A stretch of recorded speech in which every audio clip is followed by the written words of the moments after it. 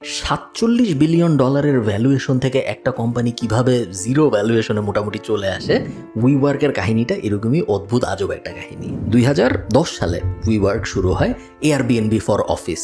So Airbnb তো বাসার জন্য, বাট এরকম অফিসও আমরা অফিস বানাবো, সুন্দর সুন্দর অফিস বানাবো এবং তারপর আমরা কোয়ার্কিং স্পেস হিসেবে অফিসের বিভিন্ন রুম ভাড়া দিব বিভিন্ন কোম্পানির কাছে। এটা ছিল উইওয়ার্কের কনসেপ্ট।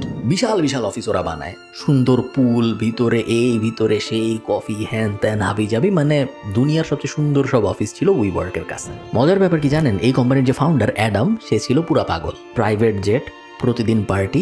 শুধু তাই না, উইওয়ার্ক নামের ভিতরে যে WE, এই উইটাকে ও ট্রেডমার্ক করার চেষ্টা করছে এবং ট্রেডমার্ক করার জন্য ও উইওয়ার্কের কাছে নিজের আরেকটা কোম্পানির কাছ থেকে $5 মিলিয়ন ইনভয়েসও পাঠাইছে যে $5 মিলিয়ন দাও, কারণ আমি ইনভয়েস করার চেষ্টা করতেছি এই উইওয়ার্কটা। যাতা অবস্থা একদম। এবং শেষ পর্যন্ত অডিট হয়ে দেখা যায় যে কোম্পানির ভিতরের অবস্থা ভয়ঙ্কর খারাপ।